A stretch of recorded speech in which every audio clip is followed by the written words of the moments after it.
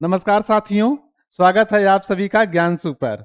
आज हम लोग जिस चैप्टर के बारे में चर्चा करने वाले हैं वो हमारे शरीर के लिए बहुत ही महत्वपूर्ण है, क्योंकि यह हमारे शरीर में भोजन का, ऑक्सीजन का और जो भी उत्सर्जी पदार्थ हैं, वेस्ट मटेरियल हैं, उनका पूरे शरीर में परिवहन करता है। हम लोग बात कर रहे हैं मानव में पाए जाने वाले रक्त की, ब्लड की बात कर रहे हैं। इसे हम लोग रक्त के नाम से जानते हैं या ब्लड के नाम से जानते हैं। गांव के लोग इसे खून भी कहते हैं, इंग्लिश में इसे ब्लड कहते हैं और कहीं कहीं लहू भी लिखा रहता है, जबकि आपकी किताबों में, नोट्स बुक में रुधिर भी लिखा रहता है। आइए आज हम लोग एक बेहतरीन तरीके से सीखते हैं रक्त क्या है, रक्त के कार्य क्या है, ये हमारे शरीर के लिए क्यों बहुत ज़्यादा इम्पॉर्टेंट है। अगर रक्त की बात किया जाए, रुधिर की बात किया जाए, रुधिर जो होता है ये एक संयोजी, तरल संयोजी ऊतक है। लिक्विड के रूप में, फ्लूइड के रूप में पाया जाता है। इसका मतलब है ये हमारे शरीर में तरल के रूप में पाया जाता है और क्या है, एक कनेक्टिव टिश्यू है। मतलब यह संयोजी ऊतक है जो हमारे पूरे शरीर को बांध कर रखता है। संयोजी ऊतक इसके अलावा जो तरल रूप में होता है वह कौन होता है, लसिका होता है। लसिका और ब्लड जो होता है, रक्त होता है, वह कैसा पाया जाता है, तरल के रूप में पाया जाता है। यह शरीर के विभिन्न अंगों को आपस में जोड़ने का कार्य करता है। इसके अलावा यह अपारदर्शी, हल्का, क्षारी और स्वाद में नमकीन होता है। कभी बचपन में अगर आपको चोट लग गया होगा और आपके जहां चोट लगा है वहां से खून या ब्लड निकलने लगता था, तो आपको लगता था कि इसे हम ऐसे मुंह में डाल के चूस जाते थे, मतलब अंदर ले लेते थे कि ये हमारे शरीर में पुनः वापस चला जाएगा। जब ऐसा हम लोग करते थे तो उसका स्वाद हमें नमकीन, मतलब नमक जैसा महसूस होता था। अगर रक्त का हम लोग कार्य की बात करें तो रक्त हमारे शरीर में परिवहन का कार्य करता है, सुरक्षा का कार्य करता है एवं नियंत्रण का भी कार्य करता है। यह परिवहन में ऑक्सीजन, ऑक्सीजन का मतलब हुआ O2 का, ये क्या कर रहा है, परिवहन कर रहा है। कार्बन डाइऑक्साइड एवं पोषक तत्व और हार्मोन्स का संचार करता है। मतलब ये पूरे शरीर में कार्बन डाइऑक्साइड, ऑक्सीजन और हार्मोन्स का परिवहन करता है। इसके अलावा अगर सुरक्षा की बात की जाए, श्वेत रक्त कणिकाओं द्वारा बीमारियों और संक्रमण से बचाव, रक्तस्राव रोकने के लिए थक्का जमाना, जो इसमें WBC पाया जाता है, जिसे हम लोग श्वेत रक्त कणिका कहते हैं या व्हाइट ब्लड कार्पसल्स कहते हैं। ये हमारे शरीर में सुरक्षा का कार्य करता है, सिक्योरिटी का कार्य करता है, क्योंकि हमेशा 24 घंटा हमारे शरीर में कहीं न कहीं कुछ ऐसे एनिमी, शत्रु जाते रहते हैं जिनको मारने का काम, जिनको खत्म करने का काम हमारे ब्लड में उपस्थित जो WBC है वो कार्य करता है। नियंत्रण क्या है, शरीर के तापमान का नियंत्रण, टेम्परेचर और पीएच स्तर को संतुलित बनाए रखता है। यह हमारे शरीर के टेम्परेचर को, तापमान को स्थिर बना के रखता है एवं हमारे शरीर का जो पीएच है, हाइड्रोजन आयन की सांद्रता 2 है, उसको भी बना के रखता है। अगर बात किया जाए एक नॉर्मल व्यक्ति में कितना ब्लड पाया जाता है, रक्त पाया जाता है, तो 5 से 6 लीटर पाया जाता है। एक औसत वयस्क में लगभग 5 से 6 लीटर होता है। यह शरीर के कुल वजन का लगभग 7 से 8% हिस्सा होता है। आपके बुक में कहीं 6 से 7% भी दिया रहता है। इसका मतलब क्या हुआ, इसका मतलब ये हुआ बेटा कि यहाँ पर जितना आपका वजन है, आपके शरीर का जितना भार है, उससे 6 से 7% या 7 से 8% होता है। मान लीजिए आपका वेट 100 किलो का है, तो 100 किलो का है, इसका मतलब आपके शरीर में जो रक्त होगा वो कितना होगा, अगर 6 से 7% के हिसाब से जोड़ेंगे तो 6 लीटर या 7 लीटर होगा। एवं आपके शरीर में जो रक्त पाया जाता है, उस रक्त का जो पीएच होता है वो 7.4 होता है। 7.4 होने का मतलब हल्का क्षारीय होता है। कैसा होता है? हल्का हल्का क्षारीय होता है। हल्का क्षारीय होता है।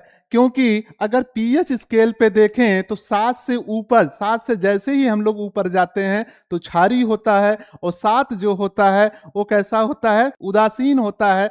एवं 7 से नीचे जैसे हम लोग जाते हैं तो अम्लीय होता है। तो यहाँ पर आपके रक्त का जो पीएच है वो 7.4 है। इसका मतलब ये क्या है? हल्का अम्लीय है। हल्का अम्लीय है। रक्त जो है, रक्त का जो कंपोजिशन है, संगठन है, रक्त ब्लड जो है बेटा, ब्लड ब्लड का दो भाग होता है। रक्त का दो भाग होता है। एक को कहते हैं प्लाज्मा, प्लाज्मा, और दूसरे को हम लोग कहते हैं रक्त कणिका। रक्त कणिका, रक्त कणिका। रक्त को दो मुख्य भागों में बांटा जाता है, प्लाज्मा और रक्त कणिकाएं। जो प्लाज्मा होता है प्यारे साथियों, जो प्लाज्मा होता है वो 55% होता है। पूरे रक्त का 55% होता है, और जो रक्त कणिका होता है वो 45% पाया जाता है। प्लाज्मा की अगर हम लोग बात करें, यह रक्त का हल्का पीले रंग का तरल भाग है। यह रक्त का हल्का पीले रंग का तरल भाग है। यह रक्त कोशिकाओं को तैरने और प्रवाहित होने के लिए माध्यम प्रदान करता है। अगर यहां देख सकते हैं तो आपको दिखाई दे रहा ऊपर वाला भाग ये प्लाज्मा है और नीचे रक्त कणिकाएं हैं। यहां एक प्रश्न बनता है कि सर जब रक्त निकलता वो तो हमें लाल दिखाई देता है, तो प्लाज्मा कैसे पीला हो गया और रक्त यहां लाल दिखाई दे रहा है? जबकि दोनों लाल दिखाई देते हैं। यहां अगर हम लोग ख्याल करें, हमारे घरों में या पहले जमाने में मट्ठा जो बनाया जाता था, जो घी निकाला जाता था, उसमें क्या किया जाता था? उसको बहुत ज्यादा क्या करते थे? हिलाते थे। और जब हिलाते थे तो उसमें जो मलाई होती थी, उसमें जो मक्खन होता था ऊपर हो जाता था। यही कॉन्सेप्ट यहां भी होता है प्यारे साथियों। क्योंकि जब हम लोग ब्लड निकाल के किसी परख नीली में रखते हैं, सेंट्रीफ्यूगल मशीन में उसे डाल के बहुत ज्यादा उसका चक्रण कराते हैं। चक्रण कराने से जो प्लाज्मा होता है ऊपर हो जाता है, और जो ब्लड कणिकाएं हैं वो नीचे, रक्त कणिकाएं नीचे बैठ जाती हैं। तो इसलिए यहां पर साफ दिखाई दे रहा है कि प्लाज्मा हल्का पीले रंग का और ब्लड लाल रंग का दिखाई दे रहा है। यहां पीला कितना है? 55%। और ये कितना है? ये है आपका 45%। अब अगर प्लाज्मा की बात किया जाए, प्लाज्मा के संगठन की बात किया जाए, प्लाज्मा में 91 से या 90 से 92% वाटर पाया जाता है। 90 से 92% क्या पाया जाता है? H2O पाया जाता है। प्रोटीन, इसके अलावा इसमें प्रोटीन कितना पाया जाता है? 7 से 8%। और जो प्रोटीन होता है, जो प्रोटीन होता है, प्रोटीन यहां पे अगर मेनतः 3 प्रकार का होता है, जैसे एल्बुमिन, एल्बुमिन, ग्लोबुलिन, ग्लोबुलिन, एवं fibrinogen, fibrinogen, fibrinogen. Fibrinogen, albumin एवं ग्लोबुलिन, ये क्या है? ये प्रोटीन है। कहां पाया जा रहा है? प्लाज्मा में पाया जा रहा है। अन्य तत्व में 1 से 2% लवण पाए जाते हैं, 1 से 2% लवण पाए जाते हैं, ग्लूकोज पाया जाता है, अमीनो एसिड, यूरिया शामिल होता है। इसका मतलब है कि जो प्लाज्मा होता है, प्लाज्मा में सबसे ज्यादा क्या पाया जाता है? सबसे ज्यादा पानी पाया जाता है। पानी की मात्रा लगभग होता है 90 से 92%। इसके अलावा अन्य तत्व पाए जाते हैं। अगर हम लोग प्लाज्मा और रक्त कणिका की बात करें तो यहां पर देखने को मिलता है, जो प्लाज्मा है, प्लाज्मा में रक्त कणिका तैरती हुई रहती हैं। प्लाज्मा में रक्त कणिका तैरती हुई रहती हैं। इसको एक उदाहरण के तौर पे हम लोग समझ सकते हैं। अगर हम लोग कभी हलवाई की दुकान पे गए होंगे तो जाहिर सी बात है वहां एक कड़ाही रहता है, और कड़ाही में कुछ चाशनी सीढ़ा रहता है, चीनी का सीढ़ा रहता है, उस सीढ़े में गुलाब जामुन या रसगुल्ले भरे हुए होते हैं। तो प्यारे साथियों, यहाँ सीढ़ा को हम लोग प्लाज्मा समझ सकते हैं, और जो सफेद, लाल और जो लंबे रसगुल्ले दिखाई दे रहे हैं उसे हम ब्लड, रक्त कणिकाएं समझ सकते हैं। और रक्त कणिकाएं अभी आगे हम लोग पढ़ेंगे, 3 प्रकार की होती हैं, आरबीसी, डब्ल्यूबीसी और कौन सी होती है, प्लेटलेट्स होते हैं। तो यहाँ प्यारे साथियों, अगर पचे हुए भोजन को शरीर की कोशिकाओं में पहुंचाना का कार्य कौन कर रहा है, प्लाज्मा कर रहा है। अंतःस्रावी ग्रंथियों से हार्मोन्स को लक्षित अंगों तक ले जाने का कार्य कौन कर रहा है, प्लाज्मा कर रहा है। यहां पर एक प्रश्न आप बताइएगा कि हार्मोन्स किस ग्रंथि से निकलता है, हार्मोन्स कौन सी ग्रंथियों से निकलता है, अंतःस्रावी ग्रंथियों से कि बहिस्रावी ग्रंथियों से, अंतःस्रावी ग्रंथियों से कि बहिस्रावी ग्रंथियों से। कोशिकाओं से कार्बन डाइऑक्साइड और यूरिया जैसे अपशिष्ट पदार्थों को उत्सर्जन अंगों तक ले जाना, ये भी कार्य किसका है, प्लाज्मा का है। यहां आप देख सकते हैं ये वेसल्स है, नलिका है, नलिका में ये रक्त है, रक्त में ये जो पीला वाला दिखाई दे रहा है, इसे अगर हम लोग प्लाज्मा मान लें तो इसमें जो तैर रहा है, जैसे आरबीसी, डब्ल्यूबीसी, प्लेटलेट्स इसमें तैर रहे हैं। एक चीज और आप जानते रहिए प्यारे साथियों, यहां पर जो प्लाज्मा होता है, प्लाज्मा निर्जीव होता है, प्लाज्मा निर्जीव होता है, जबकि रक्त कणिकाएं जो होती हैं वो सजीव होती हैं। अब अगर हम लोग बात करें कि रक्त जो कणिका है, ब्लड सेल है, blood cell, blood cell, blood cell 3 प्रकार की होती हैं, ब्लड सेल 3 प्रकार की होती हैं। एक को कहते हैं आरबीसी, दूसरे को डब्ल्यूबीसी और तीसरे को प्लेटलेट्स, प्लेटलेट्स, प्लेटलेट्स कहते हैं। 3 प्रकार का ब्लड कणिकाएं पाई जाती हैं, आरबीसी, डब्ल्यूबीसी और प्लेटलेट्स। आरबीसी को हम लोग क्या कहते हैं, लाल रक्त कणिका, लाल रक्त कणिका, लाल रक्त कणिका। डब्ल्यूबीसी को हम लोग कहते हैं श्वेत रक्त कणिका, श्वेत रक्त कणिका। और प्लेटलेट्स को प्लेटलेट्स ही कहते हैं। इसके अलावा एग्जाम में पूछा जाता है कि लाल रक्त कणिका को और किस नाम से जानते हैं, तो यहां पे लाल रक्त कणिका को एक और नाम दिया जाता है जिसे कहते हैं इरिथ्रोसाइट, इरिथ्रोसाइट कहते हैं।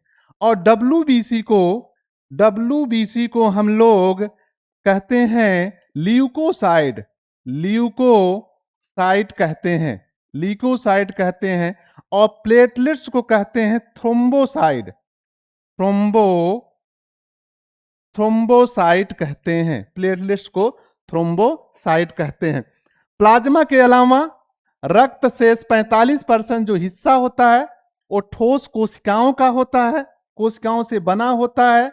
यह 3 प्रकार की होती हैं, अभी हम लोगों ने इस पे चर्चा किया। लाल रक्त कणिका आरबीसी, लाल रक्त कणिका आरबीसी, लाल रक्त कणिका आरबीसी, इसे इरिथ्रोसाइट कहते हैं। श्वेत रक्त कणिका डब्ल्यूबीसी, इसे ल्यूकोसाइट कहते हैं। एवं प्लेटलेट्स इसे थ्रोम्बोसाइट कहते हैं। यहां सबसे ज्यादा ध्यान देने की बात है कि आरबीसी, डब्ल्यूबीसी और प्लेटलेट्स को दूसरा किस नाम से जानते हैं, इरिथ्रोसाइट, थ्रोम्बोसाइट और ल्यूकोसाइट। ये आप भूलेंगे नहीं, एग्जाम में अक्सर ऐसे प्रश्न ही पूछे जाते हैं। आप हमेशा याद रखेंगे आरबीसी, डब्ल्यूबीसी और प्लेटलेट्स को किस नाम से जानते हैं। लाल रक्त का अगर अब हम लोग चर्चा कर रहे हैं आरबीसी की, अगर आरबीसी की चर्चा कर रहे हैं तो यहां पर देखिए आकार, यह उभयावतल यानी दोनों तरफ से पिचकी हुई डिस्क के आकार की होती है। यहां पे आप देख सकते हैं दोनों तरफ से ये पिचकी हुई, बाई कॉनकेव है। ऐसा इसलिए होता है ताकि ज्यादा से ज्यादा ऑक्सीजन इसमें समा सके। यह आकार सतह क्षेत्र को बढ़ाता है जिससे अधिक ऑक्सीजन समा सके। केंद्रक अनुपस्थित होता है। जो हमारा आरबीसी होता है मैमल्स में जो आरबीसी होता है, आरबीसी जो मैमल्स में होता है, मैमल्स मीन्स स्तनधारी, ऐसे सभी जीव जो अब बच्चा पैदा करते हो और क्या करते हैं, अपने बच्चों को दूध पिलाते हैं, उन्हें हम लोग क्या कहते हैं, स्तनधारी। स्तनधारी में जो आरबीसी पाया जाता है उसमें केंद्रक नहीं पाया जाता। लेकिन यहां एक बात ध्यान देने योग्य है कि जब ये बनते हैं, इमैच्योर होते हैं, अपरिपक्व होते हैं, उस समय इसमें केंद्रक पाया जाता है। लेकिन जैसे जैसे ये मैच्योर होने लगते हैं वैसे वैसे इनमें केंद्रक गायब हो जाता है। गायब इसलिए होता है कि ताकि ज्यादा से ज्यादा हीमोग्लोबिन इसमें आ सके। स्तनधारियों की परिपक्व आरबीसी में केंद्रक नहीं होता ताकि हीमोग्लोबिन के लिए अधिकतम जगह मिल सके। यहां एक प्रश्न आता है कि आरबीसी या हीमोग्लोबिन कहां पाया जाता है। तो हीमोग्लोबिन प्यारे विद्यार्थियों कहां पाया जाएगा, आरबीसी में। हीमोग्लोबिन कहां पाया जाएगा, हीमोग्लोबिन कहां पाया जाएगा, आरबीसी में। हीमोग्लोबिन जो होता है दो चीजों से मिलकर बना होता है, एक कहते हैं हिम और दूसरा जो होता है ग्लोबिन होता है। ग्लोबिन एक प्रकार का प्रोटीन है। ग्लोबिन क्या है, एक प्रकार का प्रोटीन है। अक्सर पूछा जाता है कि आरबीसी में कौन सा प्रोटीन पाया जाता है, तो ग्लोबिन पाया जाता है। और जो हिम वाला पार्ट है इसमें पाया जाता है Fe, आयरन पाया जाता है, Fe पाया जाता है। और इसी आयरन के कारण, इसी हीमोग्लोबिन के कारण आपका जो आरबीसी होता है, आपका जो रक्त होता है वो लाल दिखाई देता है। किसके कारण रक्त लाल दिखाई देता है, आरबीसी के कारण। इसमें कौन सा एलिमेंट तत्व पाया जाता है, कौन सा पाया जाता है, आयरन पाया जाता है। क्या पाया जाता है, आयरन पाया जाता है।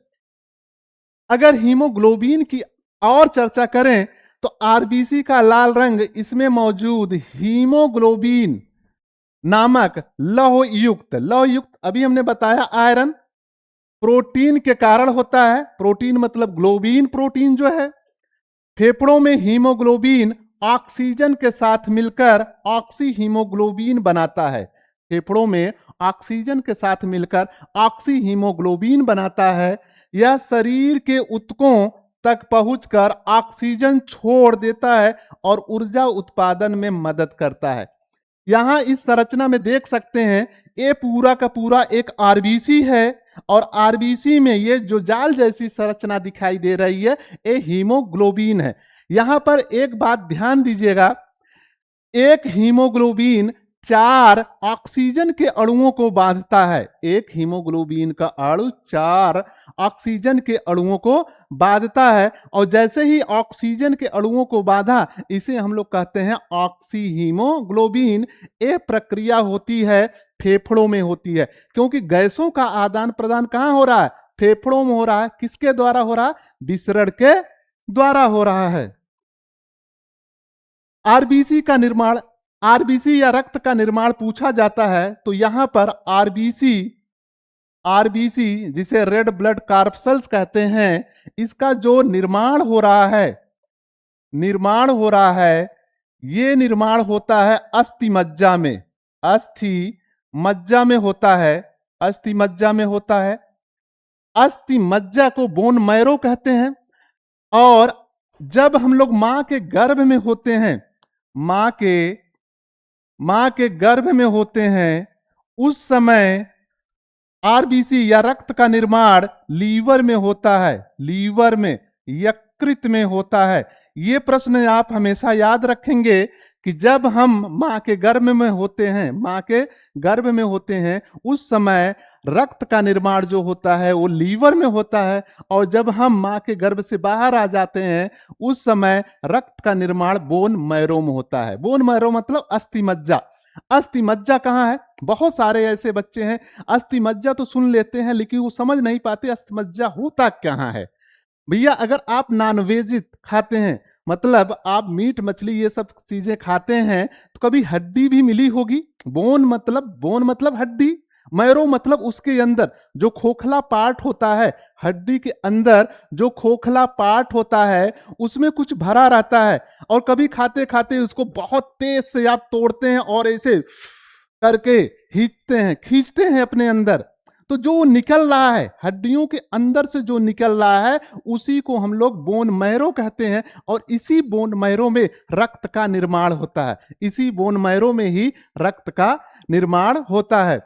अगर जीवन काल पूछा जाए, आरबीसी का जीवन काल कितना होता है, तो 120 डे होता है। 120 दिन तक आपकी जो आरबीसी होती है, लाल रक्त कणिका होती है, वो जीवित रहती है।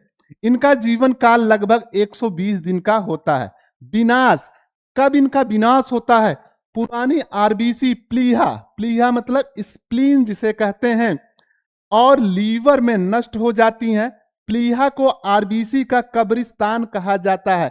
पूछा जाता है अक्सर कॉम्पिटिटिव एग्जाम या बोर्ड एग्जाम में पूछा जाता है कि आरबीसी का कब्रगाह किसे कहा जाता है या कब्रिस्तान किसे कहा जाता है, तो आंसर है स्प्लीन को हम लोग क्या कहते हैं? आरबीसी का कब्रगाह, क्योंकि आरबीसी यहीं पे आकर डेड हो जाती हैं, अपना जीवन त्याग देती हैं। गेयार्ड ऑफ आरबीसी भी कहा जाता है। ये आप देख सकती हैं, ये संरचना दिखाई दे रहा है, ये एक बोन है, बोन, और बोन के अंदर जो हैलो खाली वाला पार्ट है, यहां पर बोन मैरो, यही सी बोन मैरो में किसका निर्माण हो रहा है? आरबीसी का निर्माण हुआ। कितना दिन ये चला, जीवित रहा? 120 दिन। 120 दिन के बाद ये स्प्लीन या लीवर के पास आया, जहां इसे डेड कर दिया गया, डेड में मार दिया गया, और मारने के बाद फिर इसका आयरन रीअब्जॉर्ब कर लिया जाता है, फिर बोन मैरो में आता है, फिर से नया आरबीसी बनता है। ये प्रक्रिया चलती रहती है। तो यहां पर दो प्रश्न बहुत ही इंपॉर्टेंट है। पहला, रक्त का निर्माण कहां होता है? तो बोन मैरो में, अस्थि मज्जा में। दूसरा, आरबीसी का जीवन काल कितना होता है? तो 120 दिन। तीसरा जो प्रश्न है कि आरबीसी का कब्रगाह क्या है, तो आप कहेंगे स्प्लीन है। बात करते हैं श्वेत रक्त कणिका डब्ल्यूबीसी को। डब्ल्यूबीसी हमारे शरीर में एक सुरक्षा का काम करता है, मतलब ये हमारे शरीर में सैनिक की तरह काम करता है। जब कोई इनमी यहां पर आ जाता है, हमारे शरीर में प्रवेश करता है या अंदर चला जाता है, तो यह पहले ही लाठी लेकर तैयार है कि आओ मैं तुम्हें यहीं खत्म कर दूंगा। मतलब ये हमारे शरीर की सुरक्षा करता है। कौन? डब्ल्यूबीसी। कैसे करता है? या तो स्वयं उसको खाकर, इंगल्प करके, फैगोसाइटोसिस करके, नहीं तो एंटीबॉडी के द्वारा उसे किल कर देता है। यहां पर डब्ल्यूबीसी आकार में आरबीसी से बड़ी, लेकिन संख्या में बहुत कम होती हैं। संख्या में ये बहुत कम होती हैं, आरबीसी ज्यादा होता है। इनमें केंद्रक मौजूद होता है और इनका कोई निश्चित आकार नहीं होता। इनमें केंद्रक तो मौजूद होता है, लेकिन इनमें कोई निश्चित आकार नहीं होता। इसका मतलब क्या हुआ? जैसे आपने अमीबा पढ़ा था, अमीबा का कोई निश्चित स्थान नहीं हो, निश्चित आकार नहीं होता, वैसे ही आपके डब्ल्यूबीसी का कोई निश्चित आकार नहीं होता है। निश्चित आकार ना होने के कारण इसे अमीबॉयड कहा जा सकता है, अमीबॉयड शेप कहा जा सकता है। मुख्य कार्य क्या है? यह हमारे शरीर की प्रतिरक्षा तंत्र बनाती हैं, जो हानिकारक जीवाणुओं और वायरस से लड़ता है।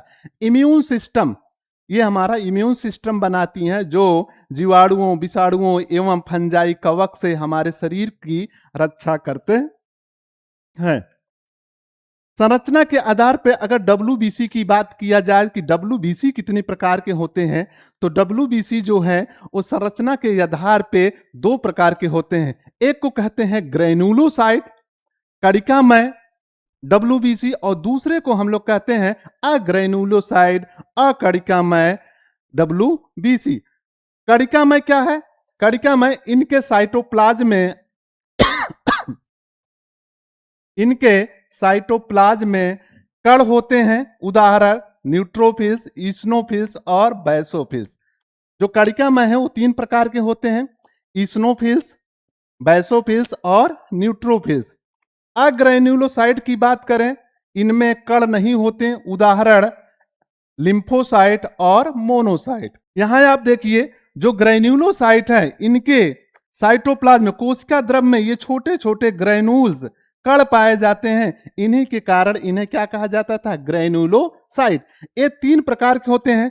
न्यूट्रोफिल्स, न्यूट्रोफिल्स की संख्या सबसे ज्यादा होती है WBC में, लेकिन ये आकार में बहुत छोटे होते हैं। इनका मेन काम जो होता है फैगोसाइटासिस का होता है। फैगोसाइटासिस का मतलब होता है भक्षण का।